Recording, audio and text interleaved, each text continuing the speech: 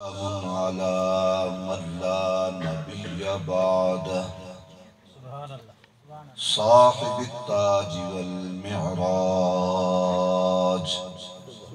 سيد الإنس والجنات سبحان الله محبوب رب الأرض والسماوات الذي اسمه في الإنجيل والتوراة أرسله الله تعالى بالحق بشيرا ونذيرا وداعيا إلى الله بإذنه وسراجا منيرا. وقال الله تبارك وتعالى: أعوذ بالله من الشيطان الرجيم. ربنا وابعث فيهم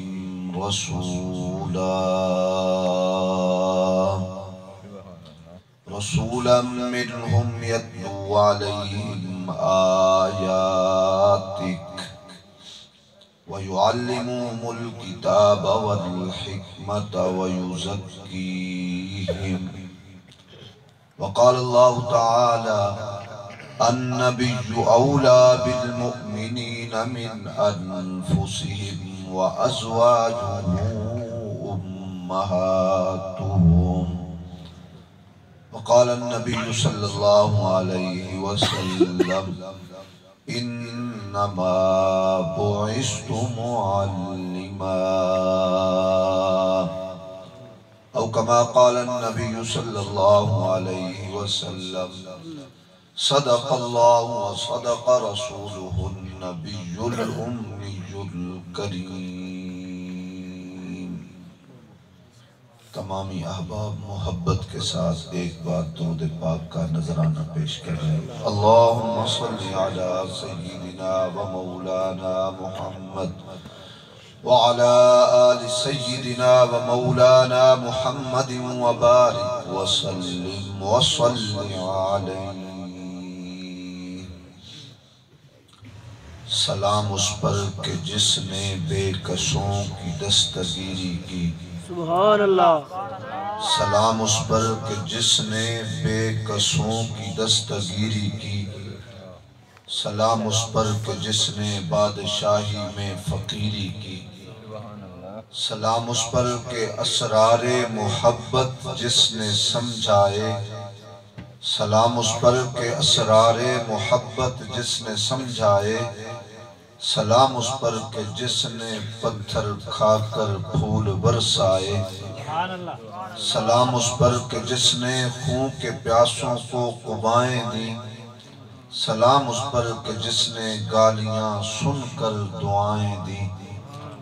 سلام اس پر کہ جس نے دشمن کو حیات جاوداں دے دی. سلام اس پر کہ جس نے ابو سفیان کو امان دے دی. سلام اس پر کہ جس کے گھر میں چاندی تھی نہ سونا تھا. سلام اس پر کہ ٹوٹا بوریا جس کا بچھونا تھا. سلام اس پر کہ جس نے فضل کے موتی بکھیرے ہیں. سلام اس پر کہ جس نے بروں کو فرمایا یہ میرے ہیں. نعت کا حق ادا نہیں ہوتا. نعت کا حق ادا نہیں ہوتا ورنہ بندے سے کیا نہیں ہوتا. نعت کا حق ادا نہیں ہوتا ورنہ بندے سے کیا نہیں ہوتا. لکھ دے میری قسمت میں بھی مدینہ کے شب و روز. اے رب تیرے اختیار میں کیا نہیں ہوتا. نہایت واجب الاحترام قابل صد تکریم معزز سامعین اکرام، دوستوں، بزرگوں، بھائیوں، نوجوان ساتھیوں، اہل سنت کے غیور ساتھیوں، آج آپ کے چک 62 WB میں پہلی مرتبہ برادر مکرم مولانا قاسم شاہ صاحب، برادر مکرم بھائی حافظ عمر فاروق گجر صاحب، مولانا قاری شوکت علی حنفی صاحب کی پرخلوص دعوت پر سیرت النبی صلی اللہ علیہ وسلم، نعت رسول مقبول صلی اللہ علیہ وسلم کی محفل میں حاضری لگانے کا شرف حاصل ہو رہا ہے۔ وقت کافی بیت چکا ہے، میرے بعد عظیم خطیب اسلام، سابق شیعہ مجتہد جناب حضرت مولانا سید کفایت حسین ندوی صاحب بھی تشریف لانے والے ہیں۔ سبحان اللہ۔ میں آپ کا وقت زیادہ دیر نہیں دوں گا، ان کے اور آپ کے درمیان زیادہ دیر حائل نہیں ہونا چاہتا۔ مختصر وقت میں میں اپنی حاضری لگوا کر آپ سے اجازت چاہوں گا۔ قرآن مقدس کی 2 جگہ سے میں نے 2 آیات کی مکمل نہیں، ان کی دونوں آیات کا کچھ حصہ آپ کے سامنے تلاوت کیا ہے۔ اسی کی روشنی میں چند باتیں عرض کرنی ہے، معروضات پیش کر کے اپنی حاضری لگوا کر آپ سے اجازت چاہنی ہے۔ کائنات کے رب نے انسان کی تخلیق کے بعد انسان کی ہدایت، انسان کی رہنمائی، انسان کی نجات کے لیے جس سلسلے کو شروع فرمایا، اس سلسلے کو انبیاء علیہ السلام کا سلسلہ کہتے ہیں۔ انبیاء کہتے ہیں، نبیوں کو کہتے ہیں، ایک نبی ہو تو نبی ہوتا ہے، کافی مل جائیں تو انبیاء ہوتے ہیں۔ جس طرح ایک آدمی کسی باغ میں پھولوں کے باغ میں جاتا ہے، وہاں سے گلاب کا پھول توڑتا ہے، کلی کا پھول توڑتا ہے، چنبیلی کا پھول توڑتا ہے، مختلف اقسام کے، مختلف انواع کے، مختلف رنگوں کے، مختلف خوشبوؤں کے پھول توڑ کر ان کے لیے گلدستہ تیار کرتا ہے۔ اس گلدستے میں ہر طرح کے پھول کی خوشبو موجود ہوتی ہے۔ کائنات کے رب بھی کہتے ہیں کہ میں نے انسانیت کی تخلیق کرنے کے بعد انسانیت کی ہدایت کا جو سلسلہ جاری کیا، اس سلسلے کو فرمایا کہ وہ انبیاء کا سلسلہ ہے، انبیاء کا ایسا گلدستہ تیار کیا۔ فرمایا تِلْكَ الرُّسُلُ فَضَّلْنَا بَعْضَهُمْ عَلَىٰ بَعْضٍ، میری طرف سے آنے والا ہر امت میں، ہر گروہ میں، ہر فرقہ میں، ہر بستی میں، کائنات میں جتنے نبی، جتنے رسول، جتنے پیغمبر آئے، سارے نبی برحق ہیں، سارے نبی عظمت والے، سارے نبی مقام اور سارے نبی شان والے ہیں۔ تو جو میری طرف حضرت تشریف لا چکے ہیں، میں انشاءاللہ اپنی بات کو سمیٹوں گا۔ نعرہ تکبیر، نعرہ تکبیر، تاجدار تخت ختم نبوت، عظمت صحابہ، شان صحابہ، مقام اہل بیت، حضرت مولانا کفایت حسین صاحب۔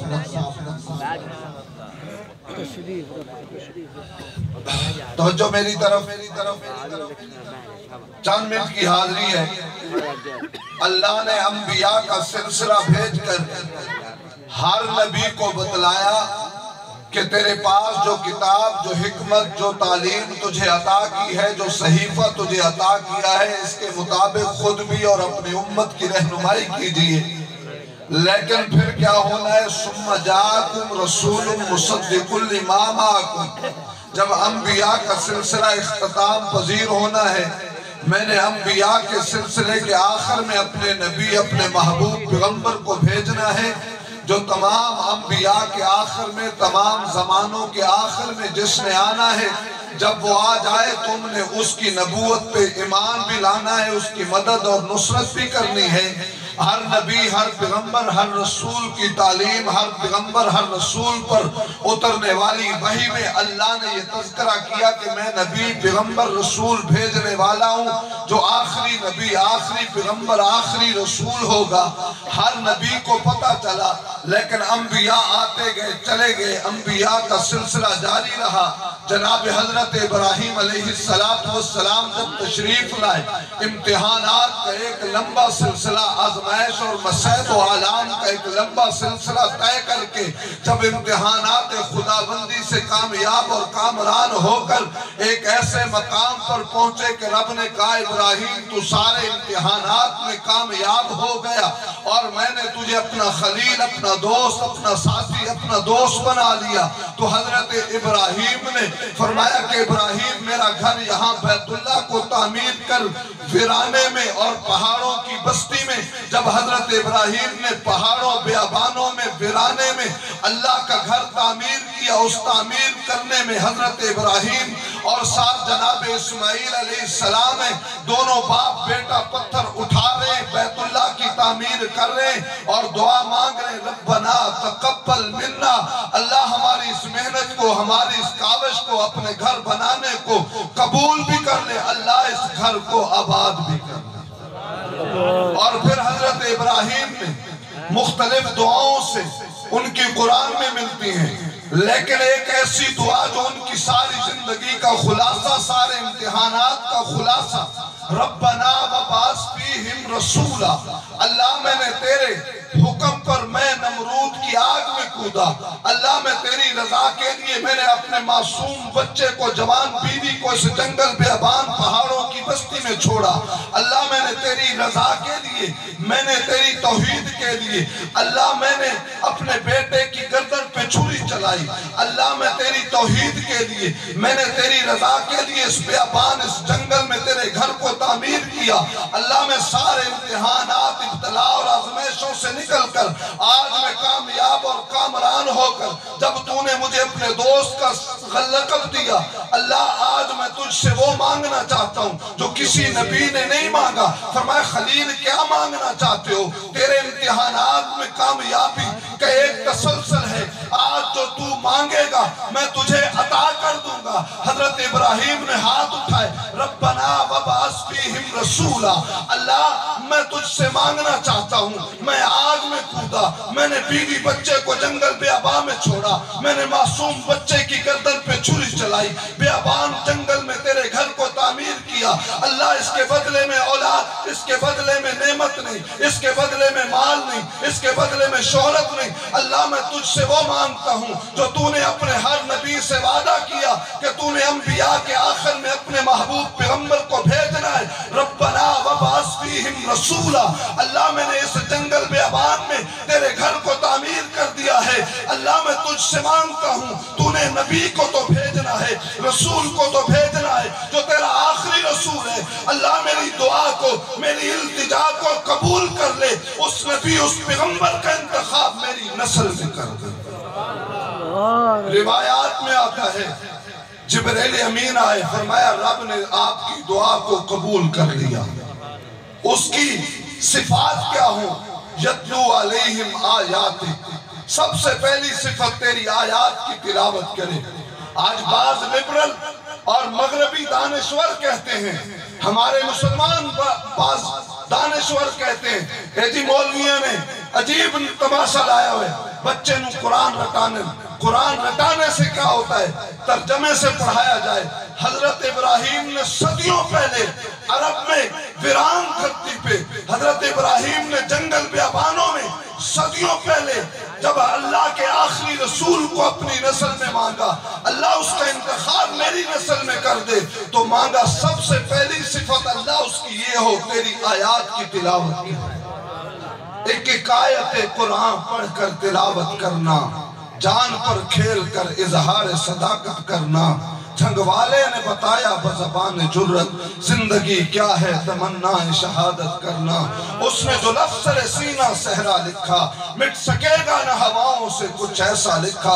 اس نے ایمان کی چمکتی ہوئی پیشانی سے اپنے خون سے صحابہ کا قصیدہ لکھا۔ پہلی بات ربنا وبعث فیہم رسولا، اللہ رسول اس اپنے آخری پیغمبر کو میری نسل میں رسول آ گئے، پیغمبر آ گئے، نبی آ گئے۔ میں تفصیل میں نہیں جانا چاہتا، میں اگلی جو آیت کا حصہ پڑھا ہے اس کا مختصر میں قصہ بیان کر کے اپنی بات کو اختتام پذیر کرتا ہوں۔ قرآن نے دوسری بات کی، النبی اولا بالمؤمنین من انفسہم، ایک ایمان والے کا سب سے بڑا سرمایہ کیا ہے، سب سے بڑی دولت کیا ہے، سب سے بڑی پونجی کیا ہے؟ بینک بیلنس نہیں، کمرشل ایریا میں پلاٹ کا انتخاب کرنا نہیں، تیرے لیے اچھی جائیداد کی خرید و فروخت کرنا، فرمایا نہیں، سب سے بڑی دولت کیا ہے؟ سب سے بڑی دولت ایمان والے کی کیا ہے؟ قرآن کہتا ہے ایمان والے کا سب سے بڑا سرمایہ، سب سے بڑی دولت، سب سے بڑی پونجی ایمان والے کی، ایک مومن کی، ایک مسلمان کی یہ ہے کہ وہ محبت رسول ہے۔ وہ محبت ہے، بولو یار، ناراض بیٹھے ہو، میں بات اختتام پذیر کر رہے ہیں۔ النبی اولا بالمؤمنین من انفسہم، اللہ فرماتے ہیں ایک ایمان والا، ایک نبی کا امتی، میرے محبوب کا امتی اپنے نبی سے اتنا پیار کرتا ہے، اتنی محبت کرتا ہے، اتنا عشق کرتا ہے کہ وہ اس عشق میں، وہ اس محبت میں، وہ اس پیار میں اپنی جان تو نچھاور کر دیتا ہے، اپنی جان تو قربان کر دیتا ہے۔ بچے کیا ہوتے ہیں، اولاد کیا ہوتی ہے، والدین کیا ہوتے ہیں، وطن کیا ہوتا ہے، جائیداد کیا ہوتی ہے، فرمایا اپنی ذات سے بڑھ کر تو کائنات میں کوئی چیز نہیں ہے۔ فرمایا النبی اولا بالمؤمنین من انفسہم، اے میرے نبی ایمان والا تجھ سے اتنا پیار کرتا ہے، اتنی محبت کرتا ہے کہ وہ اس محبت میں، وہ اس عشق میں، وہ اس پیار میں اپنی جان تو قربان کر دیتا ہے، لیکن دامن مصطفیٰ کو نہیں چھوڑ سکتا۔ کوئی یہ نہ کہے میں بڑا عاشق رسول ہوں، فلاں عاشق رسول نہیں، قرآن کا فیصلہ ہے، جو ایمان والا ہے وہ اپنے نبی سے اپنی جان سے زیادہ پیار کرتا ہے۔ قرآن کا فیصلہ ہے، تقسیم نہ کرو، اپنے طور پر فیصلے نہ کرو، فلاں عاشق رسول نہیں، فلاں گستاخ رسول، میں عاشق رسول۔ قرآن کہتا ہے جس کے دل میں بھی ایمان کا چراغ جلتا ہے وہ عشق رسول سے منور ہوتا ہے۔ النبی اولا بالمؤمنین من انفسہم، یہ عرب کے تپتے صحراؤں پہ، میں بات اختتام پذیر کی طرف جا رہا ہوں، تپتے صحراؤں پہ پڑا ایک شخص ہے، قرآن نے کہا نبی سے اتنا پیار، جان سے بڑھ کر، میں نے کہا تاریخ عالم پر میں نے ایک نظر دوڑائی، میں نے کہا تاریخ تو بتلا۔ قرآن تو کہتا ہے کہ ایک نبی سے امتی کو پیار اپنی جان سے زیادہ ہے، کوئی اس کی مثال تو بتا دے، کوئی اس کی نظیر تو دکھلا دے۔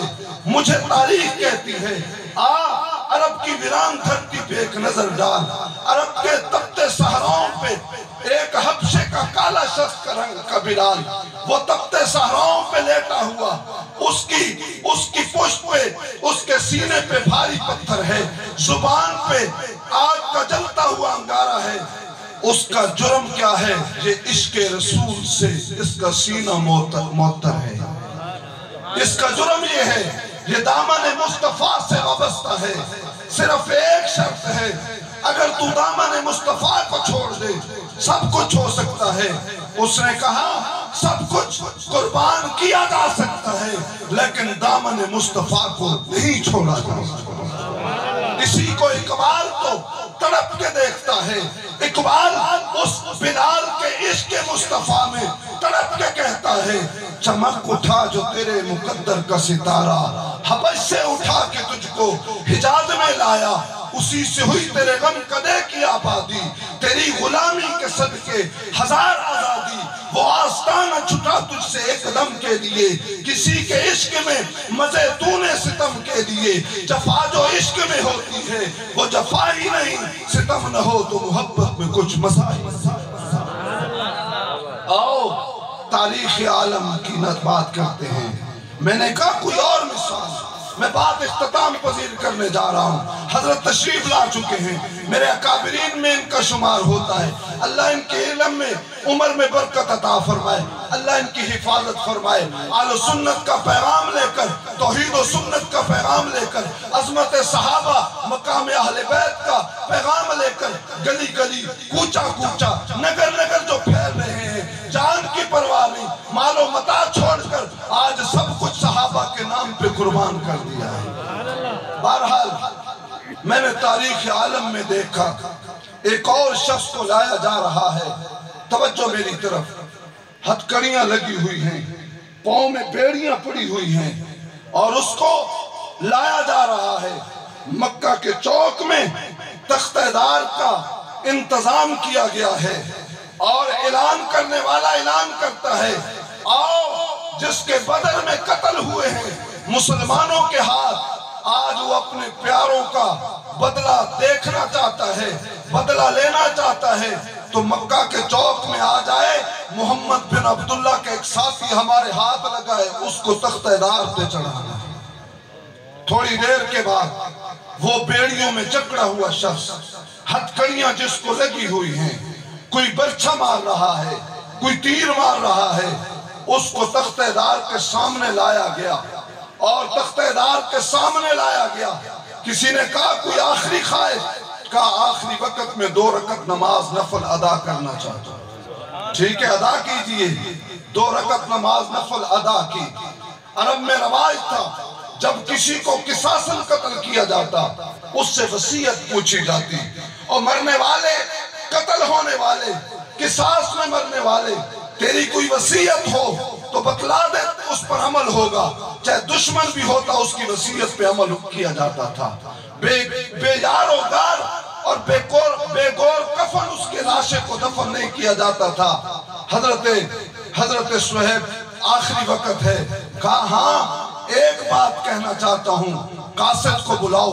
قاصد کو بلایا، کہا تھوڑی دیر کے بعد میرا لاشا اس تختہ دار پہ لٹک جائے گا، تھوڑی دیر کے بعد میں نے اس تختہ دار پہ لٹک جانا ہے، موت سامنے ہے۔ کہا جب میرا لاشا یہاں لٹک جائے اور یہ لاشا میرا یہاں پر جھومنے لگے، تو نے مدینہ جانا ہے، میرے محبوب کو جا کر میرا سلام کہنا ہے، اور میرے محبوب سے کہنا کہ صہیب نے آپ کے عشق میں آپ کے محبت پہ جان قربان کر دیا۔ تختہ دار کو سینے سے لگا دیا ہے۔ تختہ دار کہا ہے کسی نے کیا خوب، پہنچے تختہ دار پہ تو اسے چوم لیا، ایسے بھی جیدار تاریخ میں کم دیکھے ہیں۔ کوئی عشق رسول میں تختہ دار کو چوم